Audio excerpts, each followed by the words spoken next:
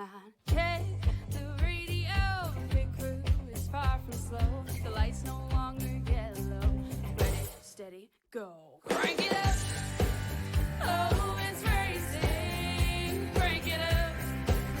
Oh, it's racing. Crank it up. Oh, it's racing. Crank it up. Oh, it's racing. In love with the ride. Burning rubber smells real nice. Fuel it up once or twice. Come on, fast is the way to drive. Crowds all on their feet. Not one bothered by the heat. Imagine them in the driver's seat. Checkered flag would be sweet. Crank it up. Oh, it's racing. Crank it up. Oh, it's racing. Crank it up. Oh, it's racing. Crank it up. Oh, it's racing. Everybody get ready. On your feet. Here we go. 3, 2, 1. Crank it up.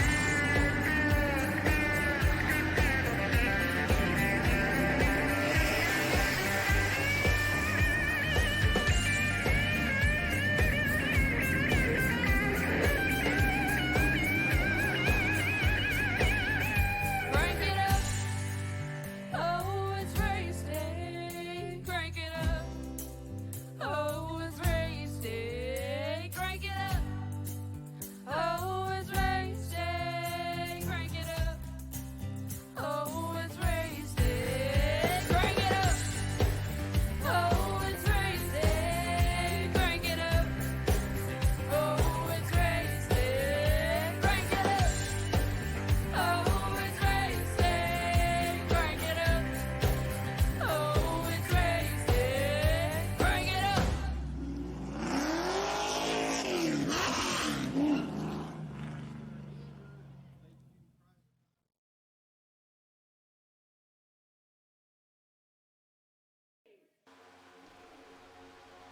Ladies and gentlemen of Pizza Race TV, welcome back here to Daytona International Speedway, and now live here tonight. We're about to bear witness and see the drivers go at it here on this everlasting tough track to beat. It is Daytona International Speedway, and we're about to kick things off here with the duels for the Champion Power Equipment Fast and Fun Cup Series. Hi everyone, I am the Crusader Christian Shriver on the line with my good friend colleague here, Cody McRae. Cody, right now we are under practice right now and currently watching these drivers go at it a little bit. It looks like a pretty solid field here. Got over 20 plus drivers here looking to try to make their big name and trying to get themselves set for the season that lies ahead. But with obviously the championship so far in reach, it's definitely going to be interesting to see how all these drivers handle themselves on this very tough track. Yeah, a tough track. Got a lot of drafting. We haven't seen really a lot of movement going up high and low, anything like that, but that could change during the duels. It absolutely can indeed, and I think one thing we're just going to have to kind of keep an eye out for tonight is going to be the drafting. How well do these drivers master the draft and master the corners here? Because again, these things, they're only 550 horsepower compared to the usual 670 they now possess, but from what I've been told down there, and what iRacing has even mentioned, is that there's a lot less of a bubble you have to kind of stay in. You can actually have a little bit of a gap you can build up and bring it back in. But the ultimate question is how much pushing and banging will these drivers put on? We're about to find out here.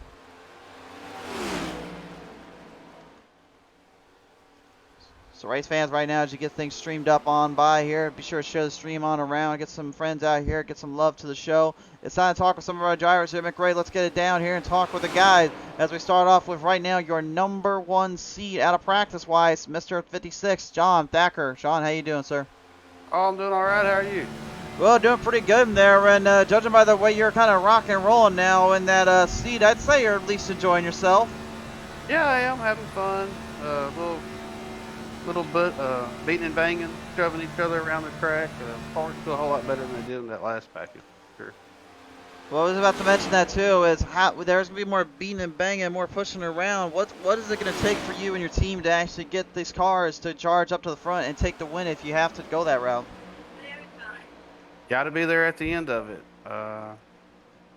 Avoid the big one because it will happen, and survive to the end and make a move. I usually don't push in the tri-oval, but going towards the end, I might give somebody a little shove if I need to do what needs to be done. For sure there. We'll nevertheless, John, a lot going down on the track, a lot of playing field for you and your drivers. So we'll see what you can do with the team here. Best of luck down there. And I appreciate it.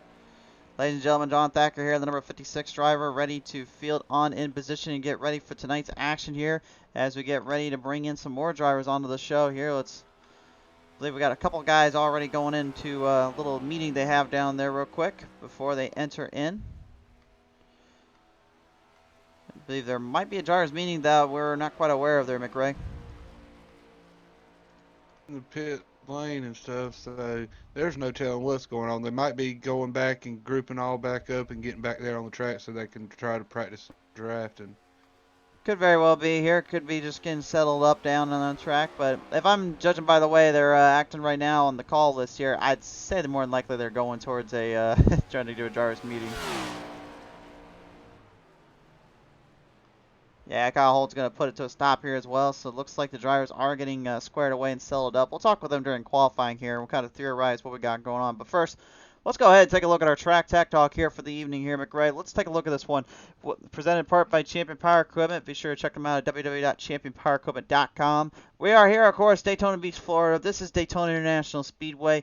The wind right now and temperature up in a pretty good condition here, 78 Fahrenheit. So normal race conditions, pretty good control of the track here. Momentum is certainly going to be key here because even with this tri-oval D-shaped configuration, there's still one thing that we always talk about, and that is the fact that Daytona, there's not a whole lot of area to try to hit it past the three wide salutes. So it's very tight in corner compared to its usual predecessors, iRacing Super Speedway, the Mazda Oval, as well as even now Talladega Super Speedway. But the one thing you want to keep an eye out for is when they get that push and that draft going, how hard can they get the car to get close to the field and then charge up past them? Slingshot maneuver is going to be very difficult here. Yeah, with running this race before, I mean, it's real hard. You could be in the draft and you could slip up and you are back, but you're trying to gain to the back bumper of the next driver, and sometimes that bubble's just right there, and you can't go no more faster or nothing like that. Certainly indeed here as we currently just kind of wait on by here for now. We're currently just giving you guys a little overview of who is right now in position. Yes, we are doing the little scroll wheel here. If you guys enjoy that, feel free to let us know in the comment section if you enjoy that a little bit more. We're going to try some different styles here from the broadcast end for some time as usual. Right now, McRae, though, with only about 7 minutes left, I'm looking at this right now. We're looking at a duels race here. There are only two spots up for grab that everyone cares about, and that is the number 1 and the number 2 going into next week here, of course, for their version of a Daytona starter. If I'm the driver right now that's going into qualifying and looking at the odds and looking at my playing field here, I'd say my cards need to be played just right in order to find the right team, the right moment, and the right show, because we saw at Talladega last night, yesterday evening, I should say. It was a bit of a hassle for some of those guys with those trucks because they were trying to do slingshots, but the problem is they would get trapped up in the packs there, and these next gens, they're designed to get trapped up in the packs to where they force drivers to beat and bang.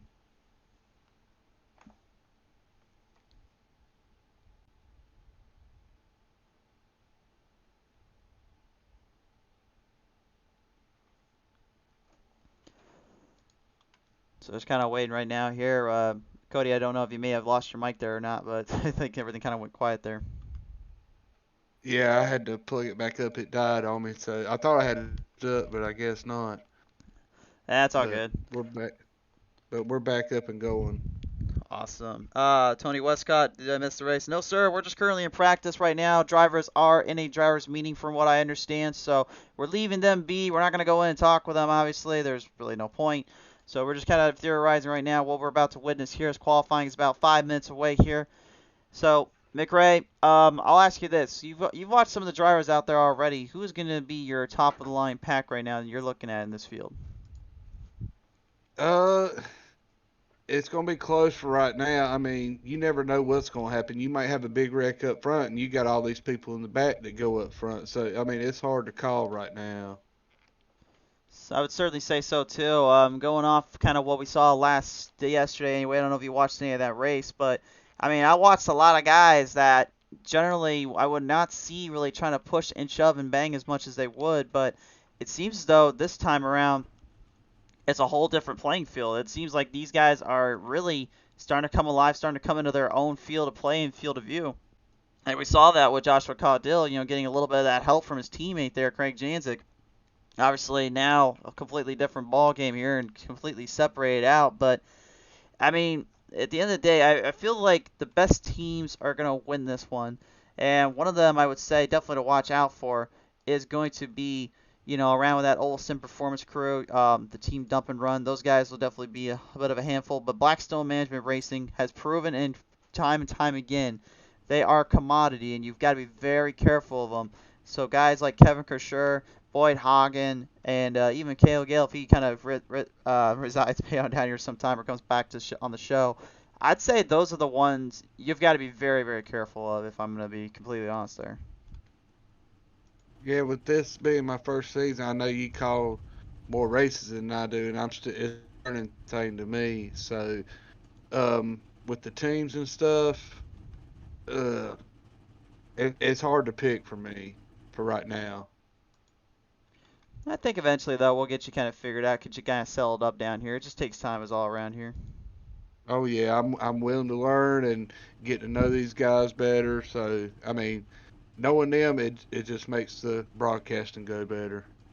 Certainly does indeed. Well, right now, race fans, we're currently still going to be waiting for the drivers to come on by and get ready for the race today. So, as we get everyone settled down from their drivers' meeting, we have about 3.5 minutes left before the qualifying. We'll be right back with you guys in the start of this race. Tonight's race, ladies and gentlemen, brought to you in part by our good friends over at Champion Power Equipment. When you guys need the right power drills and power tools for the job, all the those power generators that only the finest and brightest can bring to the table, Champion Power Equipment is that and then some. Be sure to take a look on their website at www.championpowerequipment.com to find the next best power tools for you and your next setup. And currently, right now, field getting squared away here. Still, everyone under the proverbial waiting for the call here, waiting for everyone to get settled in here. Drivers right now, I gotta believe, probably thinking more to themselves like, it's going to be a wild race ahead. I don't know how we're going to be able to do this, but really, I think that's kind of what makes this so unique here is that it's pretty much kind of designed to make drivers really test themselves and get hard on the charges, and that's going to definitely bring out the best of them here. Yeah, it's going. I mean, I know this ain't the 500 yet, but I mean, Tempers Flare and the Duels too. They definitely do indeed. And I'm honestly kind of curious, when they get past the duels, are they going to be, running a little harder? Are they going to be a little bit crazier out there? So it's going to be a bit of a wild wreck out there. It's going to be a bit of a show and a half. Whether or not, these drivers give it all they've got, or they decide to go a little crazy out there, beats me and it will be beyond me. But you can see some of these schemes and these new looks here. Obviously, the next gen, the Gen 7s here, they are currently modeling up some new cars, some new looks. Obviously, very awesome designs, very cool looking rides.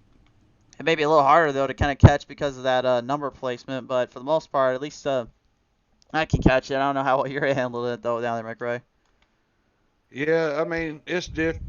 I mean, there's something you got to get used to all the time. But I mean, I the way they made the car with the decals and stuff like that. But like you said, with the numbers, I mean, it's just an adjustment thing.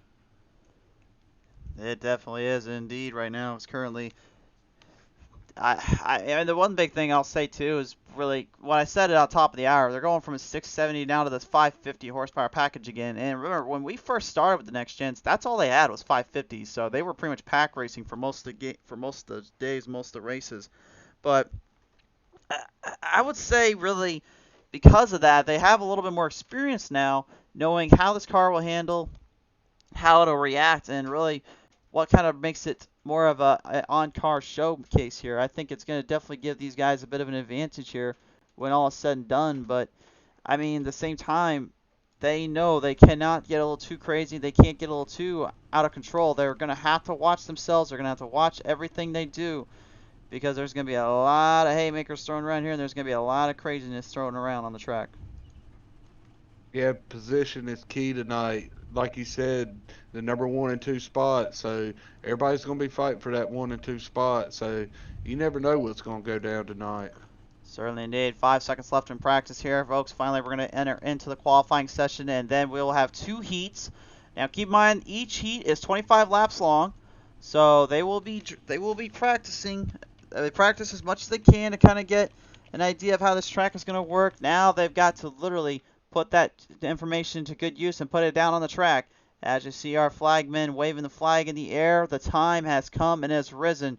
Here at Daytona, we're about to go qualifying here in Daytona. We're going to set the tone in the field in for the duels.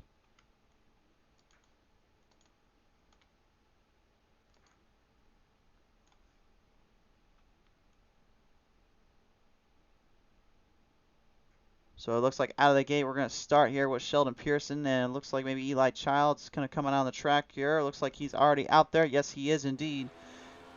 And don't worry about that flagman camera as well, folks. I don't know what's going on with Daytona, but even I'm having troubles kind of getting it to switch around. So we'll take a look at our qualifiers here out of the gate here. Eli Child's making the show out. He'll be piloting up the old number 9 here, the 55 Cobra Kai of James Harris. I guess he wants to show no mercy to anyone out here. He'll bring it on out. The setting 6 here, Caleb Forsythe, still rocking his NPR crew team. Just trying to show a little bit of love to them here in this best coffee design. The 33 of Trey Whitehead, another driver you'll have to really keep your eye out for in this race and in this event. Jason Taylor in the 15 also coming back alive here. Good to see all these drivers making a bit of a show and a comeback here as we are now putting the laps down on the track here. First lap coming up. Let's go with Eli on the onboard camera. The Champion Power Equipment onboard dash cam right now currently for Childs here. He'll put down his very first lap of the evening. Now, McRae, how many laps are we going to get here in this this first go around here?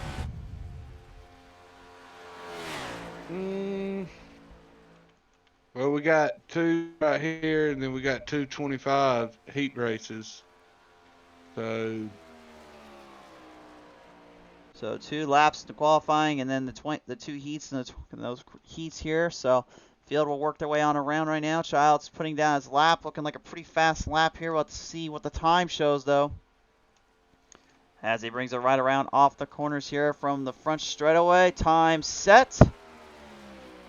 And its first time tonight is going to be the number 1 spot out of the gate. A solid 50.13. James Harris comes up a little short with a 50.7. And Nathan Meyer all of a sudden taking full aim and advantage here. He lays down a 50.10. So he has the early lead when it comes to being the number 1 driver here over Trey. And now that has been thrown out the way. Brock Whitehead coming up here. These guys are just kind of flip-flopping around here, and they still got 1 more lap to go before they can finish this one out. If you're in qualifying, though, I mean, the biggest thing I would suggest is try to go to the outside, build some speed up, and then just drive it harder on the bottom so you can kind of keep the car more stable. But that doesn't seem to be what the drivers are up to. They seem to be trying to run the bottom as much as they can. yeah, like you said, they run the bottom. They say the bottom's the fastest way around the track, but I would take your side and say just drive it down to the bottom and then come back up. Coming around right now here, Brock Whitehead still your fastest qualifier here, even with Janzik laying down a solid time here. Comes up just 1/100th of a second short. And looks like, whoa, maybe not. Kyle Holden, he laid down a pretty good time here, but it's off by 1,000th of a second. Brock Whitehead is still your number 1 qualifier. Kyle Holden, though, coming up second. Janzik third, fourth Meyer. Right now, Jason Taylor finishes out. And George Young, all of a sudden, just shocking the field. He now is your number 1 qualifier. 50.06, 300th of a second faster than Brock Whitehead.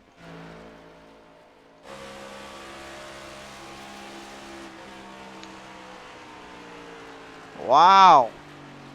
And talk about some craziness intertwined there, folks. He literally, being the fastest driver out here, that may set the guys back a little bit in position, and that may get some eyes turned on there. Let's take a listen here with George. George, you got a copy? I got you, buddy.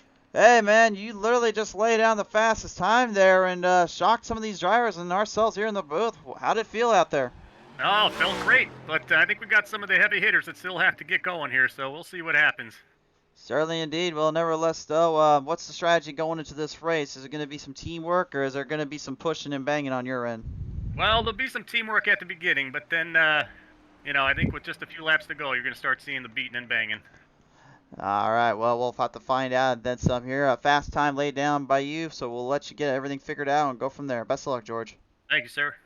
George Young, ladies and gentlemen, number 48 driver here, laying down a pretty solid lap here. Tyler Meeks with a solid little fourth place spot as well. He's definitely going to be another guy you're going to have to keep your eye on here throughout this event, especially considering where he runs with, which is Oval Sim Performance. Let's take a listen in now with him as qualifying finishes up. Tyler, you got a copy down there? Got a copy. Go ahead. So real quick, before we get into our first duel, qualified number 4th, how did it feel out there in that car?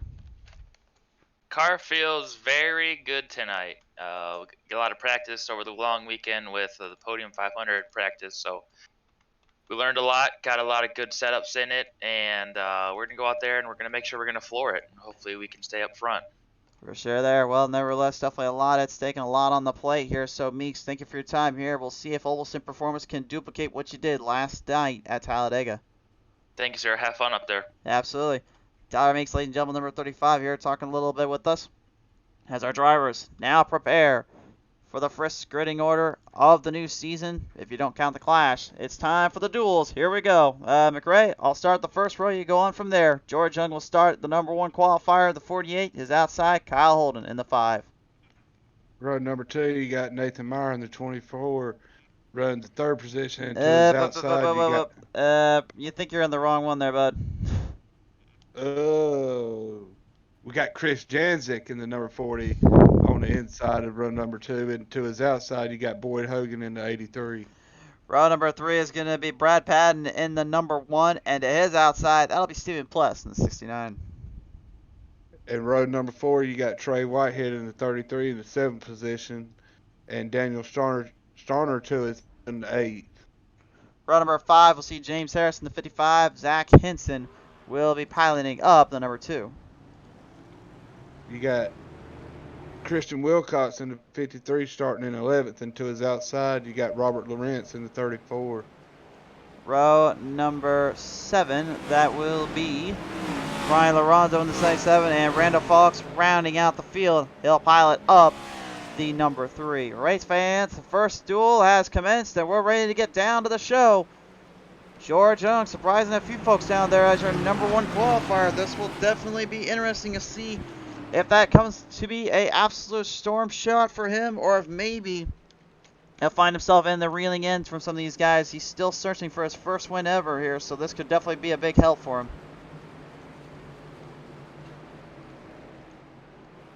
There's one thing I've always said here, McRae. Confidence boosters come from just literally seeing yourself playing out with the big boys and seeing that you're actually able to hang with them and give yourself some breathing room. I'd say with this fast qualifying time, this will definitely help out him.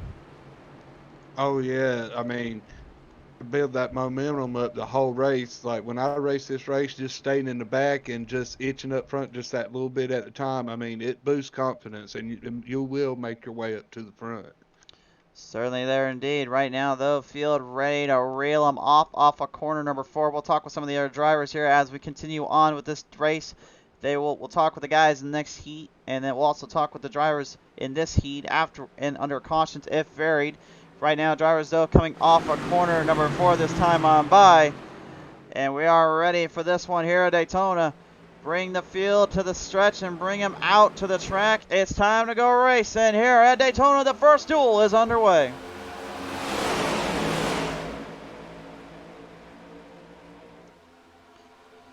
And George Young was not kidding. There will be a little bit of bumping and banging right out of the gate. They're already pushing and shoving, doing everything they can to get some run off out of the first set of corners.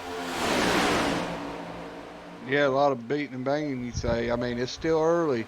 I mean, I wasn't expecting this hard racing right from the get-go, but we shall see how it ends up. Certainly indeed. William Mann also in the comment section asking where his son, the Man Beast, is. William Mann, do not worry. He will be joining us here in a little while. We'll actually talk with him here and get his thoughts on the race here and what he's feeling out here. I have a feeling, though, man, the main thing, McRae, I think while I'm looking at this field right now, You can easily get a little squirrely down there. Speaking of getting squirrely, Zach Henson, the number 2, major trouble down there in that Toyota Camry. He swings it straight right and left. Had a hard time holding that line down. Yeah, I caught a little bit of Robert Lawrence. He got off the pace a little bit. He's falling a little bit back. I'm trying to figure out what caused that. I think he may not have actually got out of the pits, out of the gate here. I think he is having to start from the way in the outhouse, have to get his way back up into that White House scenario. I don't think he was able to clear pit road from the start. I think he missed the start.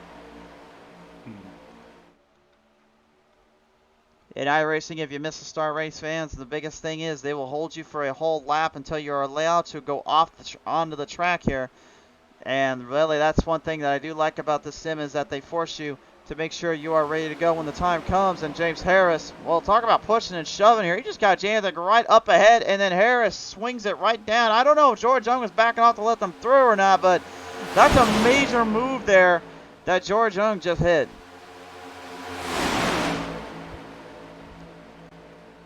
With these fewer cars, I mean, for them running the top line, they're getting it moving up there up top. They are, dude. Definitely getting moving in indeed here. Everyone's still trying to find some pace, trying to find some momentum where they can and try to hang in there. I don't know. I thought the bottom line would have been the preferred line here. It may have been the best area, but that seems to not be the case here.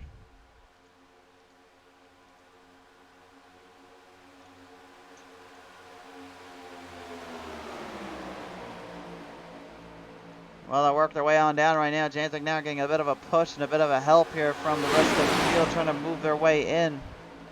Having some troubles with our top ticker there, folks, so just going to be aware of that. Coming right around here, Harris still rocking towards the bottom here. You see Trey Whitehead, Kyle Holden, and Janzik all push to shove, pushing them around. And, this is something I'm kind of liking right out of the gate, McRae. I'm actually seeing something we have not seen in a very, very long time. Really since the early 2000s of racing. You notice something with these cars. You notice how they're kind of driving a lot harder, kind of pushing around, but they're moving side to side a little bit. Doesn't that kind of remind you of anything? I'm trying to remember. I mean, I've seen it done before, but I mean, it to me, it just kind of resembles that package deal that you even see the 87 cars in these days, which is basically you drive them hard enough. If you get kind of squirrely, a little too lopsided, you'll actually lose control of the car quicker than you know it, and things get a lot harder to kind of hit with. So drafting, yeah, is one big thing, but I'm saying really just kind of a different change here. You actually got to be careful when you're pushing and shoving with these things because they will get loose on you, and you can lose the draft. ooh, Yeah, a little bit of movement down there. 69 here. Stephen Fless kind of thrown into the middle of the pack. Got out of it there as Brian Lorenzo, who had a pretty good showing in the last season championship for the Champ Car Equipment season ender at Auto Club. He's right now trying to get up there with the man that feels like he's owed one, Craig Janzik in the 40.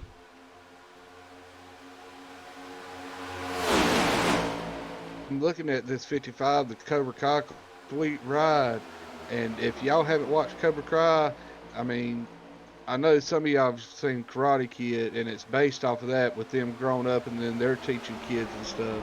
So this is a pretty sweet ride, and let's see if he shows mercy at the end. I don't think there will be any mercy showed from that machine right now, as currently he is seeing everyone pushing and shoving up to the front of Alonso, making a big move now. Randall Falks taking full advantage here in the number 23, but we are on board here with James Harris as he pilots it up right across down the front straightaway in the Cobra Kai. Jess Ruckenberg saying, good luck, Eli. We love you here. Jess, good to have you back on board here. Rocking and rolling through the set of corners. Now look at Brad Padden here. McRae, he goes straight up top. He blocks Janzik's run here, and I think he's trying to get a push and a shove in that U.S. Air Force number 1.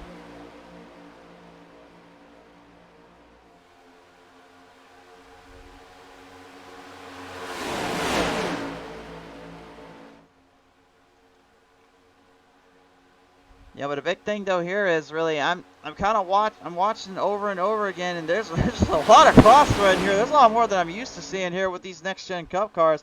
I don't know if this is a sign of things to come here at Daytona this weekend, but Honestly, I'm kind of liking it. It really, there's nothing too slingshotty about it. It's nothing tandem drafting. It's just guys literally trying to find a line and hold down it. And these cars are not making it easy for them.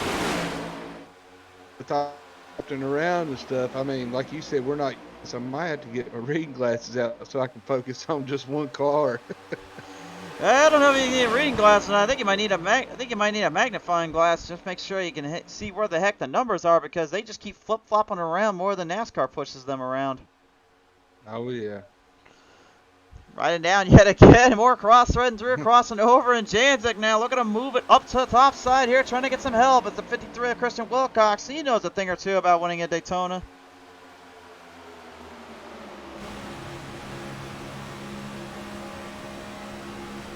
The new onboard dash cam right now being shown onto the screen here, and I gotta say, I definitely like the look of it. But I will say as well, oh, I was gonna say the #1 U.S. Air Force car got a good run, and it about came to an end. about came more than just an end here. About took himself down a haymaker or two. Let's take a look at the PT Mr. replay here and take a look at that again. Presented by Champion Fire Equipment. Here is the replay of that.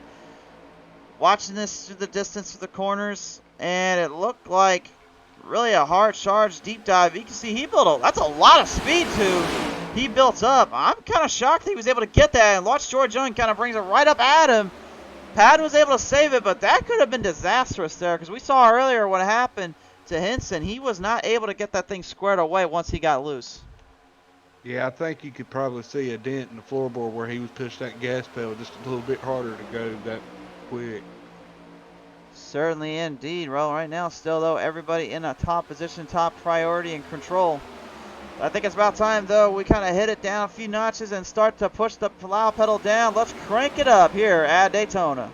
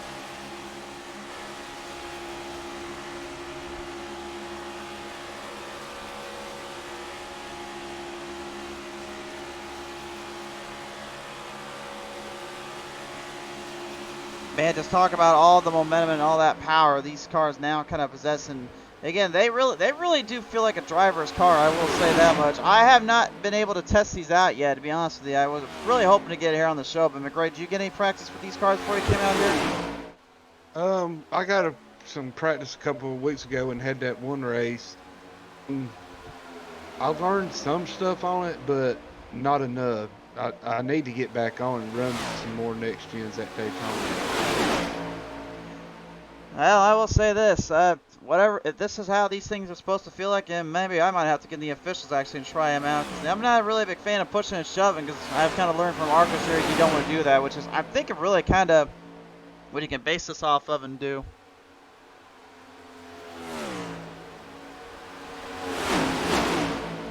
You might have to be one day and try it out. I think we might have to indeed here, sir.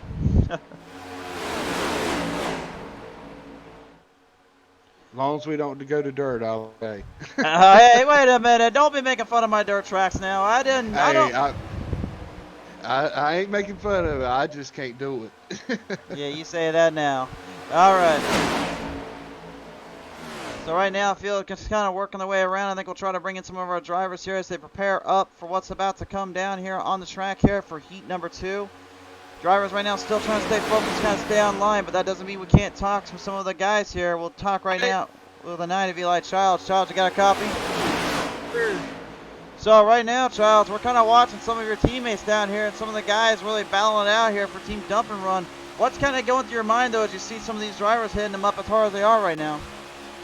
Yeah, we only had one horse in the race here, and that was George, who got loose and hit the wall a minute ago. So we're kind of scrambling here to look at our setup and figure out what happened there. But this race has been pretty calm so far. I'm waiting to see what it looks like here in about another 5 laps here. I think it's gonna really ramp up and be crazy. Now, we've talked earlier about the draft kind of being updated and things being a lot more of a grip on the bubble here. How much can you find out on the runs here to get with the way the airflow and the control is, especially considering how the weather is kind of blowing the wind back at you guys here? Oh, the runs in these cars are ridiculous.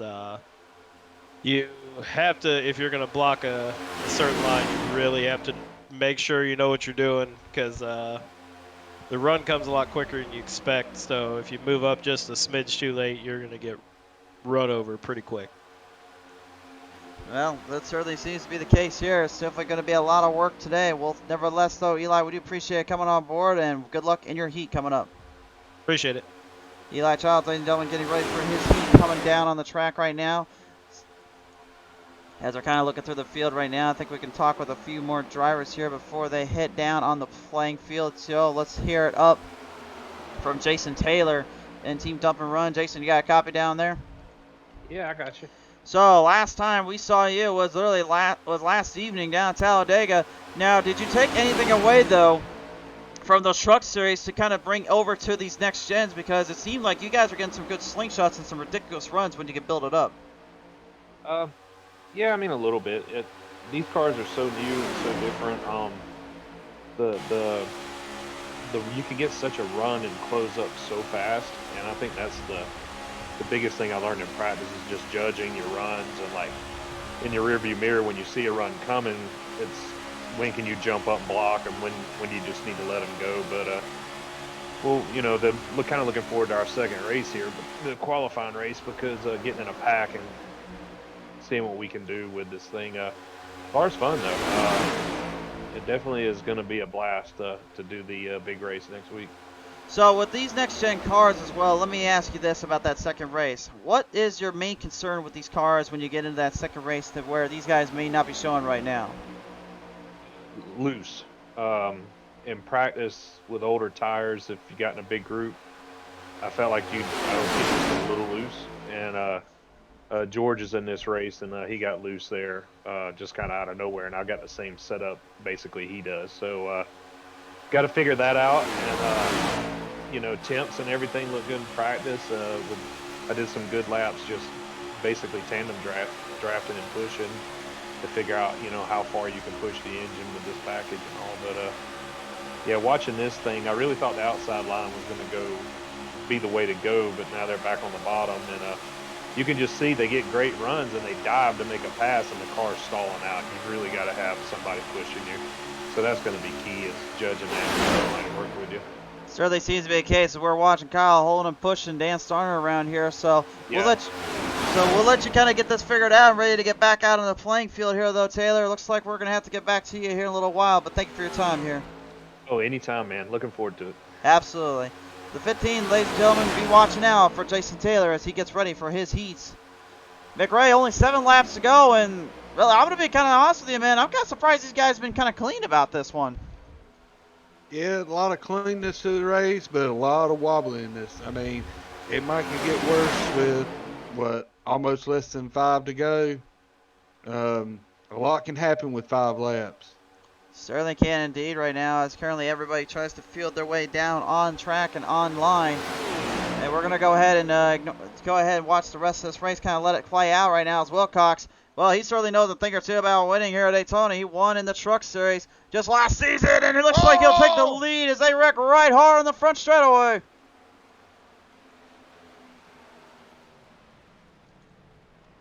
Yellow flag is out here in the duel number 1, and holy smokes, folks, a huge wreck ensuing on the front straightaway coming off of turn number 4, and a big wreck there from these guys. I couldn't quite tell from our angle here who got into who and who started what, but I think with this PT replay, we might be able to tell that pretty quickly here. Yeah, it looks like the 69 got a little bit loose and come down and hit the 55, and that's when the chaos started. He certainly did here, Steven. I'm a little shocked here because this is not something I was expecting. Usually at Daytona, you can pretty much grip these things online. That's a shocker to me here. Just what he was on his own, and that car literally just went straight sideways coming off. I don't know if maybe that is something in the car itself because the tires burnt up that it actually forced him to do that, but that's a very different sight to behold here at Daytona. Yeah, we heard the driver say when the tires get worn later in the race and when they get to group pack racing, I mean, it can get real loose, and I think that's what we just saw with the number 95, I think it was. Or 55, I'm 69, sorry. 69. 69, I'm sorry. Certainly there indeed, McRae, but wow, that, I mean, like I said, I usually don't see that anymore really on iRacing in general unless it has something to do with, you know, the cars of the 87s and all that. That's a shocker to me. That legitimately is kind of crazy to think. These drivers do not have a foothold anymore. Yeah, it's rare to see a car spin out by itself at Daytona or Talladega. Any of your 2.5 mile tracks and stuff like that, it's rare to spin out by yourself unless you got a tire down or you just get loose from wearing out your tires. Well, I think it's time we go ahead and ask these guys just about that here, as we now have on the line here Trey Whitehead and the number 33. Trey, have you got a copy there, sir? Yep. So, all right now, Trey, we just watched the replay and kind of watched what happened there with the 69 of Stephen Pless, and I'm going to ask you this real quick, because me and McRae are kind of thinking about this too. How tough is it to hold these things online, because now the tires seem to be being a bit of a factor here on this track? Yeah, man, this is very strange. The right rear seems to be wearing out a lot in this car. Not sure if it's a setup we've gotten up, but yeah, it's unloading a lot coming out of the corner. And I got loose a couple times, and I've seen Pless kind of slipping around, and I didn't think he was going to spin, but then it just kicked around on him, and I just had to hug the wall and hopefully avoid it, and I did barely. But yeah, these cars are a handful. Do you think going down the line here and kind of riding down on the field and the stretches, do you think that this is now going to be kind of a changing of the guard when it comes to running a Cup Series car anywhere on the tracks? Absolutely. If the car is wearing the right rear a lot at this track, you're going to have a fun season commentating these cars. I guess we're bringing back the COT and the Gen 4 era there, ladies and gentlemen, but this is certainly something. Yeah, it feels like it, so... All right, Trey. Well, we'll let you get that figured out down there and get things dialed back up. Thank you for your time here, sir. Yes, sir. Thank you. Trey Whitehead in the 33 trying to represent for Olson Performance. Take it down now and talk with Kyle Holden here if he's got a line here. See if we can bring him in real quick from 3Y Motorsports. Kyle, you got a copy real quick, bud? Hey, what's going on? Going pretty good. How about you? Oh, it's been a good day, you know. I didn't expect to get spun out there, but it was quite fun, you know, spinning through the pit lane. But it's been a good day. Hopefully we'll take out the top, you know. So with this BeDemonSetupShop.com number 5 here, a little bit of a new look here with that Toyota Camry, but they're not quite the same feeling, obviously. We just talked here with Whitehead about how these cars are handling. In your opinion, how's things really kind of playing out for you? They're just kind of waiting for the right opportunity. This car feels really good now after all the updates, so I'm just really excited for this season and to see what we can bring in terms of setups to the races here, and hopefully we come out on top. But we'll see how it goes. But yeah, I'm having a lot of fun here with this car, and just looking forward to it. Now we got a good head on your shoulders here as you prepare for the season ahead. But the duels must commence and finish out. So best of luck down here. Appreciate that. Have a good one. Absolutely, ladies and gentlemen. Kyle Holden piling it up on number 5 here, giving you guys a little insider spot here. And McRae, I think we've already kind of alluded to it, but this season may be the craziest season for a variety of reasons, but I think the biggest one is going to be we're literally seeing the Gen 4 car tomorrow mixed together and really even to the 87 style, because if these guys are getting troubles and having loose here off those corner exits of a play track, I can't imagine how bad and tough it is going to be to drive these things come towards the ever elusive 1.5 miles. Yeah, I mean, like you said, it's rare to see it on a 2.5 tracks, a super speedway, and then with the 1.5 miles or less miles, half a miles. I mean, it'll be a wild ride this season.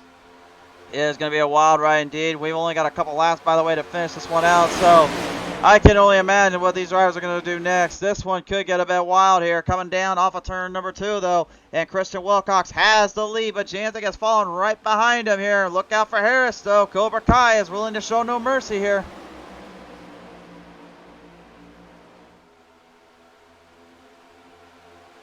Big Ray, look at this huge push coming up by the 1 and up Fadden here on the 55 of Harris. Look at Wilcox has to go down there, and they're going to wreck hard off turn 4 yet again.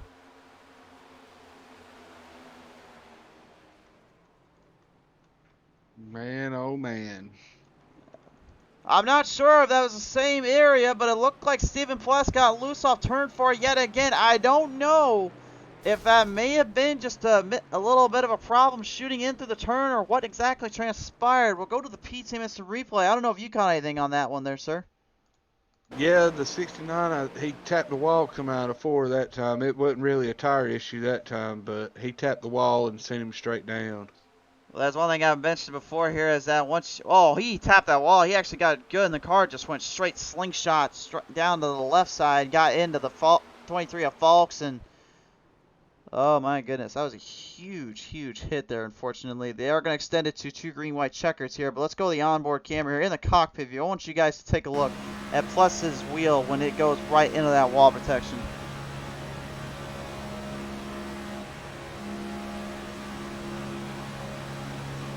He just comes right off here. You can see Patton, huge run there.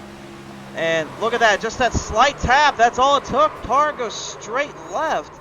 And I don't think even Pless was ready for that or wanting to even know that was going to happen. This is going to change things up this season. That is for certain. Yeah, it will. And I mean, it's changing stuff up here for the race. I mean, I know restarts is fun sometimes, but it can get hectic sometimes because, I mean, you got a green-white checkered. You only got, 3 laps to go. I mean, a lot can happen in 3 laps, but there's going to be people trying to make moves here. Absolutely, indeed. And right now, at this moment, we're going to leave these guys alone because they're getting ready for a green-white checkered here. So we leave them alone on that time. If you're brand new to the show, that's one thing we do around here on PTM Race TV. If ever a big situation or big moment comes up, even on the play tracks, we got to leave them alone. Let them figure the stuff out because this is where things can get very hectic, very crazy. And I've been known to give a broadcaster curse or two every now and then. Yeah, we've been calling them here lately. Yeah, but I think last evening was definitely a big sign of that, unfortunately. But that was also Talladega, and I think that place is cursed. Yeah. It took me like 2 years before I ever even got a win down there, man. It was one of the toughest things I've ever had to deal with. Man, I don't know what it here it lately is, but when I race street stocks at Charlotte, I win about every race. I mean, I know they switched to track. It sucks because I don't get to race, but I guess I'm going to have to wait till next round. Well, I'm glad you get to figure it out because honestly, I haven't been able to really win there in quite some time. So at least you're able to get down up there. Yeah, if I can get some legends. I've been working on my late model races now and the SK modified, so we'll see how that goes. For sure there. Well, nevertheless, I did promise one Papa Beast here, William Mann, to bring in for William Mann Jr. So, William Jr., you got a copy down there, sir? Yeah, I do, man. Got a good seat watching these guys get out there and see what they're doing wrong, doing right, and trying to learn from it for my duel. Well, I was going to say here, as you get ready for your duel number 2, I mean, what are you trying to take away from these drivers as well as some of your teammates out there? Because it seems like this car has completely flipped everything we know about racing upside down, at least from the general perspective or what we've had the last couple generations. Oh, definitely. This package seems to be pretty freaking amazing. You can go high, you can go low. If guys hold their lines, you can go through the middle, you know. It seems to be a lot of guys are getting loose coming out of 4, which seems to be the reason there was those 2 cautions. And I ran this setup in a race earlier this week, and it was getting loose on the bottom out of 2. So just kind of putting all these things together and keeping them in my little bank, and man, just hoping to kind of kick some butt tonight, man. Put some people behind us. Well, you certainly are going to have quite a bit going on down there. Is there anybody you're going to try, in this case here, try to work with when we get into that heat in a duel here in your case? Anybody going forward, man. I mean, this isn't the Daytona to win. There's no points on line. This is just for qualifying purposes. So I don't mind finishing second, taking it home in one piece, and having a good start for next week. Well, you certainly will have time to get it dialed up and ready to go for next week. But again, here, there's plenty of spots up for grabs and play positions that you just mentioned. So we'll see what happens. Thank you for your time, All right, though, sounds William good, man. Engineer. Appreciate you. William Engineer, ladies and gentlemen, 3 Wide Motorsports crew. McRae, you ready to finish this duel up? We've only got 2 green-white checkers ahead, and this is going to be attempt number 1. I think we're going to see 2 attempts, but hopefully we can finish on this attempt. We're about to find out here. Drivers coming off of the front straightaway here. Down into the turn they go. Awaiting the green flag. There's our lights. There's our camera. Let's get it down here.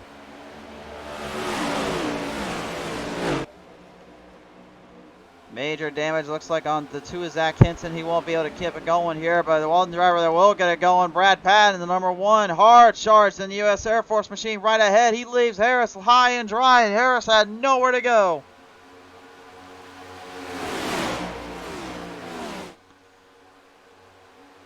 They're going to come around out back straight away here. Push to shove, moving it around. Look, 53 Wilcox. He's going for it all yet again. There's the big slingshot maneuver on the 1. Pulls it right off the end.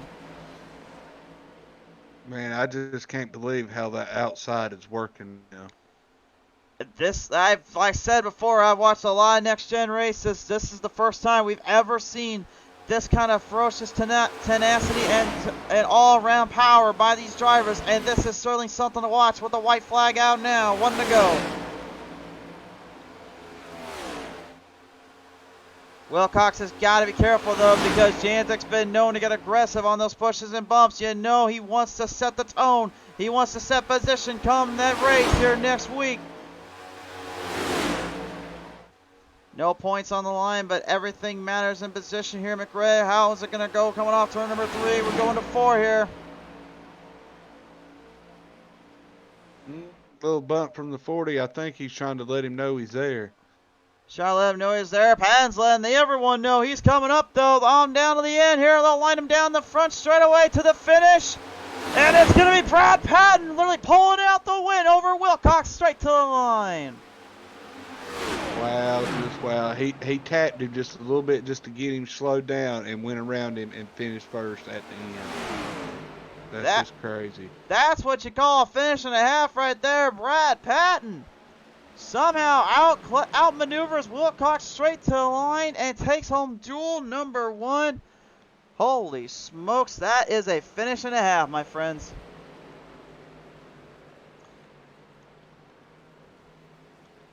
We're certainly going to have to take a look at the timing results on that one. That is a shocker to me. I thought Wilcox had him there, but it was not to be.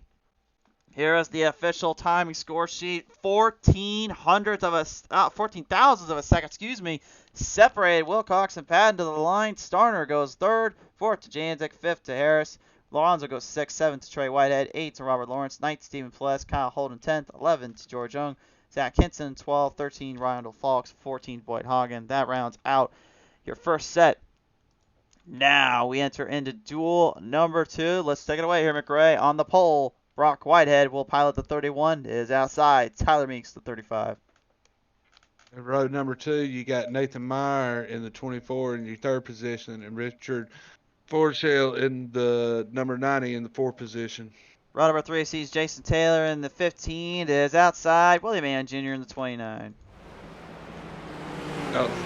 Row number 4, you got Eli Childs in the 7th position. Towards outside, you got Sheldon Pearson in number 8 in the position. Row number 5 sees Caleb Forsythe piling up the 76. Outside Kevin Kersher in the 91. 6, you got John Thacker in the 56, and to his outside the 12th position, you got Stephen Gibson in the 00. Final starters, row 7, Matthew Johnson in the 4, Kevin Ward in the 112. Well, race fans, we'll talk with Brad Patton here in a little bit here about that illustrious finish there for him and his crew, but now the field preparing in here as we finally got that darn ticker to work here, so it looks like we're ready to go for duel number 2. I'm excited for this one here, McRae. We just watched a barn burner there in the first duel. I think we're in for a show here in duel number 2 because now these guys know what they've got to do to survive and conquer. Yeah, I think they learned something off the first heat race or the first duel, but I mean, a lot can change. I mean, you got different techniques with different drivers of how they work and who they're going to push, if their teammates is in there. I mean, a lot can happen. Absolutely indeed. Dakota Wilson saying go man beast today. He's rooting on that 29. William Mann Jr. is going to have his hands full and a lot of work to work with here. Drivers preparing to come off the ends here to line him down on the front straightaway here, awaiting the arrival of the almighty important flag. The green flag will fly high here on the front straightaway. Let's get back to the racing.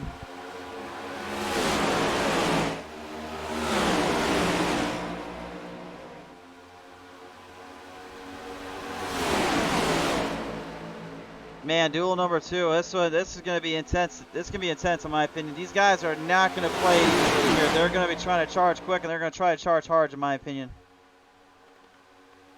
Yeah, like Ralph Earnhardt's car said one time, you got to go or blow.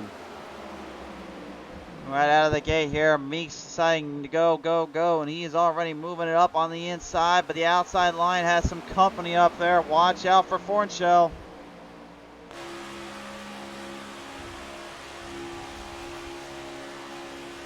Yeah, I tell you one thing here, McRae. I've watched Fornshell here as of late. He seems like he's starting to get a bit of a grip, a bit of a stance back on the racing side of things, and as well on his confidence level. He's got a couple Truck Series wins, some great finishes on the plate tracks as well. So, I mean, if anything, he could be a elusive favorite here entering into the next race next week. Yeah, I mean, he's one of my picks for the 500. I mean, I got a couple more I'm hoping to win. I mean, I wish the best luck to all of them, but it's going to be a tough race. It is indeed, Brad Patton. Yeah, these things are fun, and they're fun to watch. We'll talk with you guys in just a minute about that here, but right now we go on board here with number 24. As right now you may have seen that paint scheme. He's driving with a little bit of a chip on his shoulder. You may have noticed here in loving memory of family to him. Again, looks like in loving memory of Carol there. So beautiful paint scheme and beautiful tribute. I gotta give him credit. Those roses on the side of the car, definitely, it's nice and sweet, and it definitely looks really sweet in my opinion.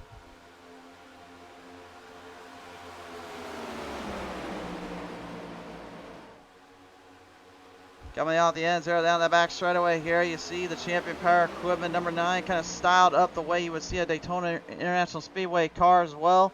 It's a very sweet looking ride Eli Child's got going on in that scheme here, and it seems to be working out all right for him so far. He continues to pace his way down across the track. I mean, we're seeing some movement down, back and forth, but not like the first duel was. They're trying to stay put, I think. They're definitely staying put. They're being more focused, more cautious, and I think that really a lot of that has to do with that last run off they had there where they saw drivers getting a little too crazy, a little too out of shape. But I think the biggest thing is it's those tires. I think that's the reason why you're seeing a lot of them stay a little bit more put. They don't want to burn the tires up too much because it sounds like that right rear is actually giving them fits.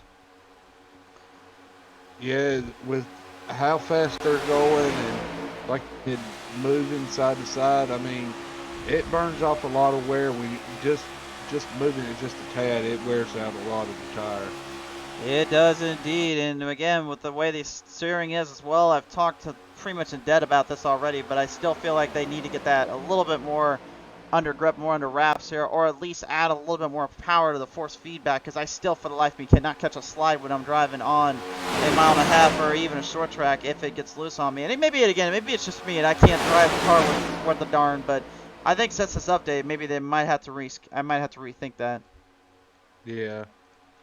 Something we got to try out because I was having the same problem. I mean, you have to hold these cars tight. Oh, by the way, here, folks, that missed the dual number 1 finish. We're looking at our screenshot right now. We see it was literally finished up by a wheel, not even a full fender. It was by a wheel here to the line. And the man that did that here is now joining us live now on from 3 Wide Motorsports. Ladies and gentlemen, duel number 1 winner, Brad Patton, and that U.S. Air Force number 1. Brad, how are you today, sir, after that race win? Man, I am good. How are you doing? Feel pretty good. Well, you literally kind of said in our comment section a minute ago, these things are fun. Why is that for you and your crew? The car in the draft, it's not like the old the old Cup cars from last year. Like, it's not like single file. This one, it actually takes driver ability into it, and you have to pick the right line at the right time. And I mean, you still have to have a second person, but it's just there's so much fun with the suck up, and love it. Sure, there. Now we looked at the replay and a little bit of that in-shot camera here, and you literally got Wilcox by a wheel. Do you think that that's going to be kind of the overall scenario that comes with these cars throughout this season for you and your team? That's going to come closer to the finish line. Hold up, hold up, hold up. That was interesting. Well, they're trying to save it. I don't know they're going to. Meek's trying to bring it back. Everyone just completely kind of talking in that they somehow were able to keep the cars on straight down line.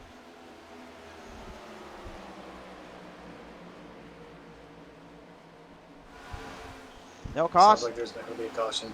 Oh, No caution. No caution yet. They are not throwing it. iRacing will be throwing the caution.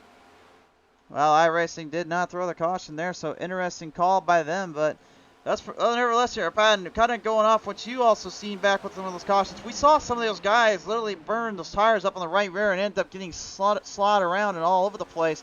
Is that something you had to watch out for when you were driving that car on the track here? Yeah, it felt like the rear end was trying to step out a few times. But if you don't go 100%, it was mostly off of turn 2. And I don't know if it was just because of wind or what it was, but as long as you did like 80%, 70% throttle coming off the corner and then giving it back to full, it was all right. For sure there. Well, nevertheless, though, I'll give you this final thought here. What's going to be your game plan strategy going into the next race here and the big race? It's just mainly stay out of trouble, try not to use the reset too fast, and just help out as many people on my team as I possibly can in order for us to finish in front. Well, nevertheless here, Pat, and that number 1 is not just for looks, not just for show. You are going to be the number 1 driver on that field cup next week. Best wishes and luck, and congratulations on your win in the duel. Appreciate it. Thank you. Have a good night. You too. Brad Patton, ladies and gentlemen, your duel number 1 winner here comes away with a solid position. And before I talk any more drivers right now, we're have a little bit of trouble down there for Kevin Ward. Oh, can he save it? No, he's not going to save it. He's going to crash on the back straightaway here. You can't save it. It is spun out, but still no caution here.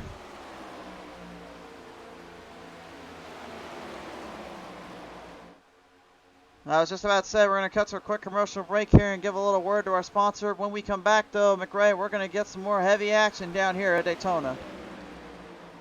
Tonight's race, ladies and gentlemen, brought to you in part by our good friends over at Champion Power Equipment. You guys need the right tools and power generators for the job. There's only been one brand name that everyone relies and trusts on, and that's Champion Power Equipment. Be sure to take a look on their website at www.championpowerequipment.com to see about your latest inquiries as well as what you can use for your day-to-day life. Follow them up on Facebook, Twitter, and Instagram as well to catch all their latest products. Okay, getting back right now here. McRae, I mean, this is going to be a different little tie-in here. There's something special we're seeing right now. We've witnessed these guys really get into a bit of a pile, a little scruffle, and now those that are behind the field, now they have to find a way to try to get back up to the top 3 of Childs, Fornshell, and Forsythe. And looking at the lap time right now, they're not exactly out of the woods yet. There's actually a little bit of a ground clearance here.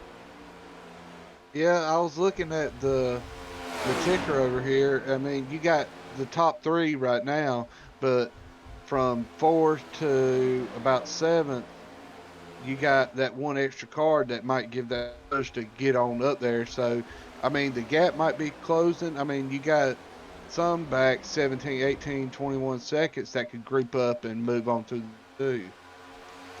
Certainly seems to be that case here, as right now the field still charges their way around and starting to pull off anything they can here. Forsythe, though, the last of the main 3, with Childs and Fornshell kind of leading in. We'll take a look at this lap 11 here and see if William Mann Jr. was able to get something on him.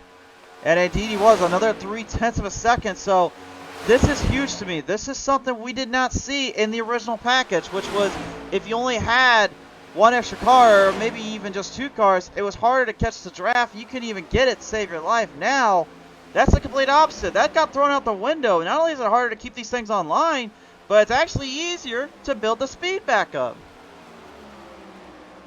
Yep. And like we was just talking about the group racing and stuff, they're coming strong. They are coming stronger than ever, and things have just completely flip-flopped and changed out on the tracks here. A lot of damage there, unfortunately, for one of our drivers here, Nathan Meyer, here as the front hood completely bolstered and battered in there with Sheldon Pearson just kind of trying to help him get across the line through the corners here. You can see just kind of that left front corner panel there, as well as the right front corner panel, all totaled up a bit. Let's see if we can get a better camera angle of that. Producers, give me that old chase cam here. Give me a look at that. It looks like they may have actually adjusted the hood settings here. It looks like the car actually has a little bit of a makeover on the front end now. So it looks like they modified the engine to look a little different.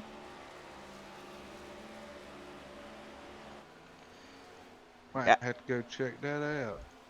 Hey, got ahead iRacing though. They definitely changed a lot of things on this update, and they definitely gave things a little bit more interesting. Hey, speaking of updates, I know you sent me that one update today where we could actually see the drivers bump up and down in the race car. Oh yeah, well I don't think the fans saw enough of that, so we'll go on board here, Richard Fornshell, and you can see right here. I mean, you can look at what Fornshell's doing right now. This, I'm not gonna lie, folks. This is what it actually feels like when you're driving when you're driving a car on iRacing service sometimes. So it's good to see finally we're getting a little bit more of a perspective on just how much movement it literally looks like, not just from an in real life standpoint, but also just from an actual broadcast standpoint. These guys are being pushed and moved around a lot, and it definitely feels exactly like that sometimes. Especially on your 1.5 tracks, it might look smooth out there, but until you get in the car and run that track, there's a lot of dips in it. There's a lot of dips. There's a lot of all-around ground play and down control here. Right now, looking at the back of the pack here, trying to get to that top three. Kersher, Gibson, and Mann Jr. having a little bit of help as Thacker holds off the back of the field. Everybody for themselves trying to hopefully get some going, get some kind of runoff here. As we get ready to kind of keep going and collide out on the track here, we're going to go ahead and chat right now with our second place finisher in that last race in the duel number 1. It's time to bring in Christian Wilcox here and get his insight and thoughts here on what happened down there and how it felt. Wilcox, you got a copy, sir? Hello. Wilcox, yes, we got you, sir. Hold on 2 seconds. Let me see if I can barely hear you. There you go. All right, go to me, Chris. Can you hear us now? Yeah, you're good. All right, awesome. So, Wilcox, first off, congratulations on a second place finish there in your duel. And second off here, let's just talk about this for a second, because coming to that line, it looked like you had developed a slingshot maneuver and got past just enough ahead, but it appears that this car has completely changed the game in the battle round for you, hasn't it? Yeah, there's a lot of different physics and dynamics to this car. I thought I had him to the line. He had a really good run. He was side drafting me a little bit to the line, kind of drug me back. So credit to Brad for getting that off. There's a lot to learn. I can assure you, all of us are learning, and it's a fresh slate for each of us when it comes to this car. So let me ask this real quick, and this is something that I'm a little curious to know. How much off-throttle time do you now have comparatively to some of the other cars that you've ran and the other trucks you've ran before? There's a good half of the track when I'm in the draft where I'm only 50% throttle, drag and brake a little bit too. So you're definitely not pinned the entire time, that's for sure, because the closing speed when you're in the draft behind somebody is really fast. So you have to be very attentive or you will run right into the back of them. Bottom line, coming into the big race next week, do you think you have what it takes to try to pull up another Daytona win? Oh, absolutely. I 100% do. I mean, it's going to be where I position myself, but I am surrounded by a fantastic team. I've changed teams, no longer on 3 wide this season. I'm now on OSP Performance, Team Gamma, so with Craig and his team. So I'm surrounded by some good guys, and I think we'll all be there in the end. For sure there. Wilcox, we do appreciate your time here, sir. Thanks for everything. Appreciate it. Thank you. Christian Wilcox, ladies and gentlemen, on the call list here and on the board. So real quick, let's get Janzik actually in here as well and get his thoughts on it, because if there's one driver we know that's definitely got something to say, it's definitely Janzik. So Janzik, you got the line here? I got the line, bud. How's things?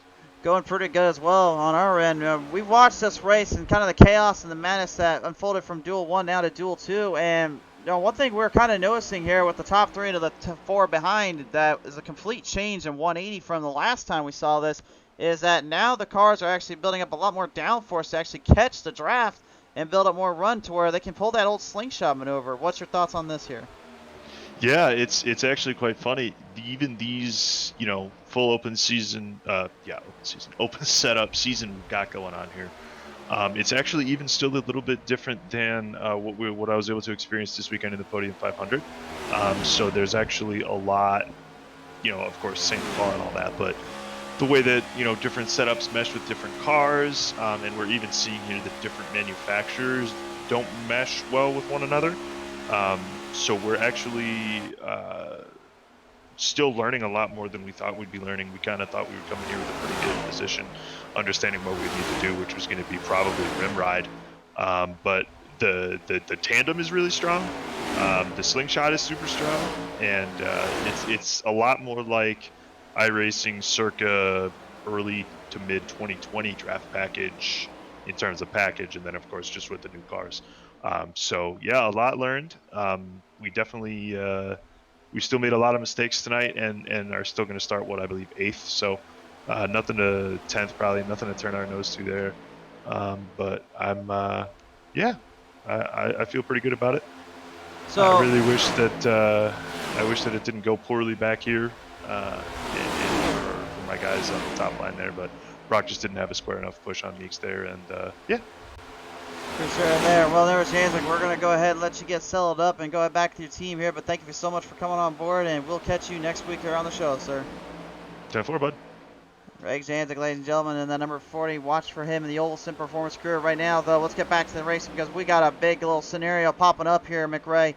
Watching Fornshell, Childs, and Forsyth trying to work their way around the field and trying to get out of control here. Matthew Johnson, the last of the pack here in the lap down formation, actually slowing down the top 3 for the top 4 to come up here and take position here. Now things have completely reversed here from the 5 laps ago.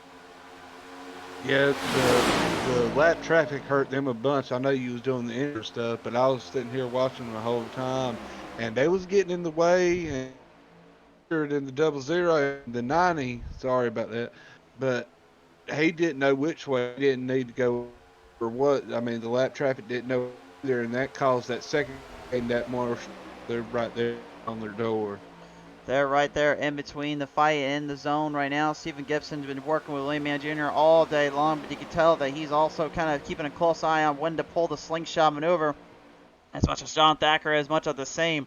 And we heard Mann Jr. say he doesn't really care about trying to do too much damage. He just wants to get himself a clean car and a clean finish. He can certainly do that here, but for Gibson, I feel as though this is something he wants to show. He wants to prove something to this teams and these guys.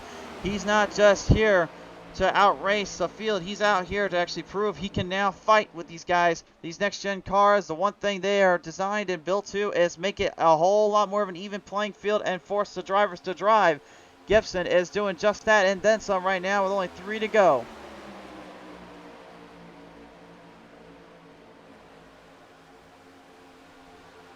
Working his way on the outside now. Here McRae. Here it comes. The double O charging off. He's got Fornshell right there on the bottom. Yeah, he needs to try to side draft. Ooh! Oh, Thacker, though, not quite able to hold the side draft there. It looks like he had some problems. So go down, though, Thacker. Hold on, hold on. All right, they'll get past him. We're going to stay green. 2 to go.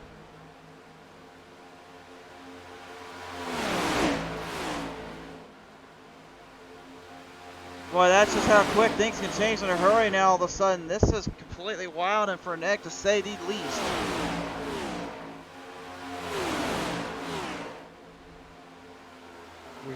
We're coming up on 1 to go. I mean, if they're going to make a move, this would be to do it. That is going to be time to make a big move indeed. Forsyth, Childs, Fornshell have been in the top 3 all day, but Gibson and Willie Mann Jr. are just right behind them, and we know what Mann Jr. said, but we don't know what Gibson's up to here, what he's playing, and white flag is out, though.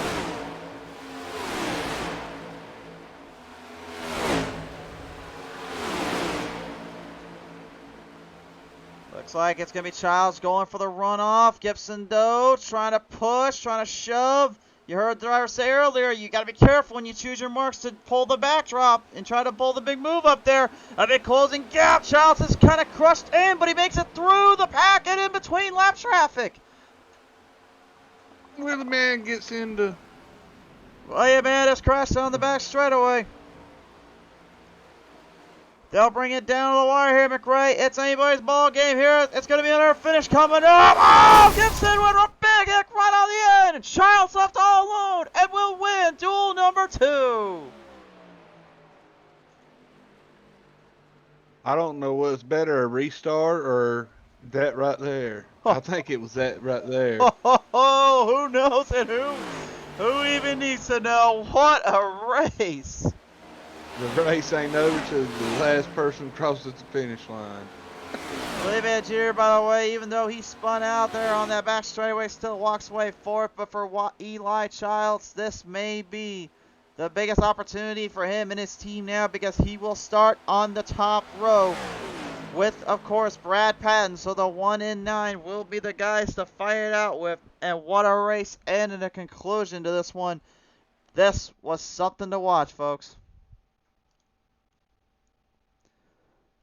Well, race fans, they're gonna go ahead and get they're gonna go ahead and just kind of have a little fun time out there. They've got they got a feature they can do, but right now this is Duel 2 results. Eli Childs pulls off the win with a big wreck off turn 4. Forsythe comes second though. Fornshell gets third. Man Jr. fourth, fifth to Thacker, sixth to Gibson. Good showing from him there. Pearson seventh, eighth to Whitehead, ninth to Meyer, 10th to Johnson. Unreal here, McRae. Yeah, it was a wild finish for sure on this one. And just to think of what the 500 is going to consist of. Who knows, and we're about to find out in due time. But right now, let's go ahead and chat with our duel number 2 winner, Eli Childs. Childs, first off, congratulations on that one, man. That one was a fight and a half, and you and your team will walk away here with that position. What does that mean to you and your crew? Oh man, that was pretty wild, to be honest. We just I guess there was a big wreck behind us. I don't know what happened with a caution not coming out or whatever happened there, but we just kept with the 3 guys, and we came to the end, and that second pack caught us, so we just had to make a move. So you definitely had to make a move, and you definitely made it work down here. And well, I'll ask you this here, as you get ready now for the big race here come next week. How much did you need to get into that top spot to really secure yourself and make sure that this Champ Power Equipment number 9 is here to play with this season? It was big, honestly. A little nervous starting in the front, but I guess if we can start up front and stay out front, it's be better being in the back and getting wrecked every 5 or 10 laps, I think. So. Nevertheless, certainly there now, Eli. As we get ready for the big one coming up, is there anything else you have to say to your friends, family, or anyone out there you want to thank for that 9 coming into victory lane in Duel 2? Oh, Champion Power Equipment for being on board for tonight and next week. We got Elite Motorsports with us, Mothers Against Drunk Driving, Kevin Kachar and the whole BSM group, Jess, Olivia, and Ella for putting up with me doing this crazy monstrosities on Tuesday night. So. But I think that about covers them all. For sure there. Well, nevertheless, Childs, we do appreciate it coming on board. Congratulations yet again on your duel, and we will see you next week alongside Brad Patton in that number 1. Appreciate it, man. Eli Childs, ladies and gentlemen, is your Duel 2 winner, and right at this moment, they're just going to go out and have a little fun, so let's just let them race it out while we talk this one through. But, Cody, we watched, really, in my opinion, what could be the start of something special, not just for iRacing, but for the actual NASCAR world. If this is what we are to expect here throughout this season, throughout these events, I think we are maybe in for a show unlike any other here on Pizza Race TV. Yeah, you just took the words out of my mouth. It's going to be a show to see this season. I mean, the car's new to everybody, not just iRacing, but the actual NASCAR drivers world. It's just going to be a sight to see, not only the 2.5 mile super speedways, but like you said, the 1.5 mile and short tracks. And just kind of watching these guys right now just have a little fun doing a 10-lap race here. Again, there's no points on the line. This is not meaning anything. They've already completed their duels, so that is all that matters. But just kind of looking at this right now and getting an actual feel and a perspective of how many cars we have on track and how much this could really change things up as they have a little bit of a wreckfest here down off at the front straightaway. I want to say more than anything that this is going to be kind of a showcase of the tougher and the brightest drivers on certain tracks. I feel as though if this is no longer just a hit the throttle as hard as you can, kind of work your way around that way. This is now you have got to have a certain driver in the car on a certain track, and they are the ones that are going to be the masters and manipulators of that style of racing. Yeah, like some saying they was using only half throttle, and when I would run the cars, I'd figure you just get in the next gen car, hold it wide open, and you get like most of the track. It's totally different. Like half throttle would brake, and you wouldn't think on a 2.5 mile track that you would use, but certainly do. You certainly do indeed. I know Jan said earlier, Ron, that the difference fuel and that manufacturer could be playing out as well, and I think more than anything that will definitely be the case here come next week. But for now, anyway, I mean, McRae, final thoughts on this because, in my opinion, I'll tell you my final thoughts on this here in just a second, but I want to get your final thoughts on everything you've watched here on these duels and this big race now coming up next week. Well, I mean, Lights race advancing into Daytona next. I mean, we've seen a lot of bobbling around trying to use the high line low. It's going to be a good action-packed race for the 500. So, I mean, expect the unexpected. Expect the unexpected indeed. I feel like you couldn't have said it any better than that, folks. My final thought is this. We do not know what we're going up against. We do not know what we're about to witness. We only know that these drivers are going to have quite a few laps to work with. They're going to have quite a bit of runoff here to deal with. And if anything, this race, this moment could very well instigate and change the landscape of what we have seen from the last 3 seasons or 4 seasons we've been with this crew, with these drivers. And for every league out there, I think they need to be taking notice because this car may be a little bit of a handful to figure out now, but now it's turned into a completely different show. It truly is a driver's race, and it's a driver's paradise because only the best will survive and compete. But who will be the best? You have to just find out here next week. That's on Pizza Racing TV. But for now, we want to say thank you, a big thanks again to Champion Power Equipment and their power generators as well as their tools and all the manufacturing they bring to the table. A big support and a huge help to the Fast and Fun Cup Series. From all of us here at PT Race TV and the Fast and Fun Cup Series, we wish to thank Champion Power Equipment for everything this season and then some. From all of us here at PT Race TV, guys, thank you so much for coming on board here. Thank you for tuning in to tonight's action. McRae, we're going to sign off here at Daytona Beach. We'll be back, though, next week. We've got more action to come, more racing to be had. Thank you, everyone that tuned in. We'll catch you next week right here on PT Racing TV.